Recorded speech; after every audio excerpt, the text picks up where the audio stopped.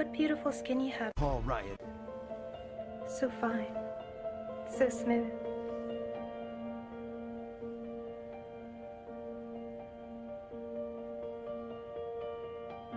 I have all the characteristics of a human being.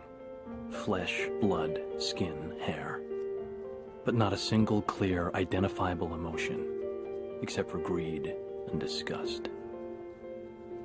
Something horrible is happening inside of me, and I don't know why. My nightly bloodlust has overflowed into my days. I feel lethal, on the verge of frenzy. I think my mask of sanity is about to slip.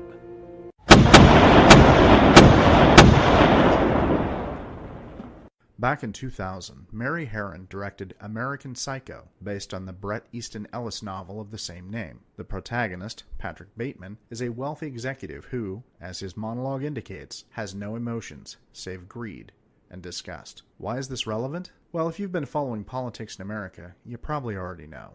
There's been a resurgence, especially in the 21st century and certainly within the last few years, of an uber-capitalism, an unrestrained greed that cares not a whit for whomever it crushes underfoot. The poorer, the better, it even seems. There's no greater example of this than the election and subsequent farcical presidency of Donald John Trump. With his ascendancy to the Oval Office, Trump signaled that the worst elements of humanity were free and clear to wreak whatever havoc they chose, provided Trump got the proper adulation and the pack of 80s teen comedy villains sprung from his loins got to make money. Like Patrick Bateman, Trump and his cronies appear to be able to say and do the most outrageous things, blatantly, in plain sight, and yet remain free, clear, happy, and still making money. Later in the episode, we'll talk about the AHCA, voter suppression, and other unsavory moves made by the Republican Party to maintain their grip on power, fatten their wallets, and hurt as many poor people as they can in the process. But for now, I want to talk about the acquisition of wealth. Neither AJ nor I are religious anymore. However, like many atheists, we spend a lot of time with the Bible beforehand. But even those with no experience with religion have, at some point, heard a variation of the admonition in Matthew that, quote, "It is easier for a camel to go through the eye of a needle than for a rich man to enter into the kingdom of God," end quote. Yet despite this message, the Republican Party, which prides itself loudly on its adherence to the principle, quote, that God bestows certain inalienable rights on every individual, thus producing human equality, that government exists first and foremost to protect those inalienable rights, that man-made law must be consistent with God-given natural rights, and that if God-given natural inalienable rights come in conflict with government, court, or human-granted rights, God-given natural inalienable rights always prevail, end quote. That's 4 God references in one semicolon sentence, in case you were wondering. The party routinely attacks programs designed to assist the poor, while seemingly unfazed by corporate welfare that awards billions to private companies, often without corresponding taxation on those companies' profits. They routinely attack Medicare, Medicaid, Social Security as expensive, as drains on the government, and, quote, entitlements. Never mind that working people and their employers pay into those programs with the understanding that when they need them, they will be available, because they're considered mandatory budget expenditures. So yeah, I guess they are entitled to the programs they paid for. The most recent, and to my mind, one of the most egregious examples of this behavior was the constant braying to, quote, repeal and replace, end quote, Obamacare, despite the fact that millions of people who had been previously uninsurable were now able to afford medical treatment.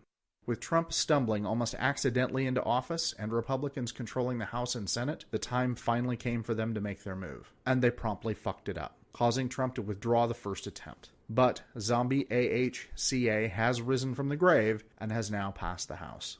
Again, we get more into details in today's show, but the thing I have to mention is that Republican care will, while fucking the very people Obamacare managed to protect, provide over $880 billion in tax breaks for the wealthy. Let me repeat that. Over $880 billion.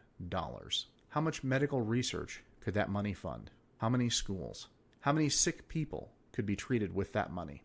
We'll never know, because that money is going to stay in the pockets of people who already have more money than the average person can even comprehend. People who will never be concerned that they'll lose their home due to medical expenses.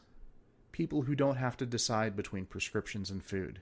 People who don't have to juggle childcare, work, and school. People who think the fact that they're wealthy and will receive an average cut exceeding $165,000 somehow indicates a moral superiority to the people who will receive $0 in tax cuts. I want to grab these bastards, to shake them, to scream in their faces. How much money do you need? How many millions? How many billions? How much will it take for you to feel one fucking ounce of compassion? How rich do you have to be to stop intentionally hurting other people? Of course, the problem is that there is no answer. There will never be enough, because you can't buy humanity, you can't buy compassion, you can't buy understanding, and you sure as fuck can't buy morals. This seems to be a particular deficiency for a party that is so obsessed with promoting faith and God. It's almost like they've never actually read the text on which their faith is ostensibly based. Proverbs 31 verses 8 and 9 says, quote, "Speak up for those who cannot speak for themselves, for the rights of all who are destitute. Speak up and judge fairly. Defend the rights of the poor and the needy." End quote. Since the Republican mouths are busy giving lip service to their God, I guess it's up to us, dear listeners.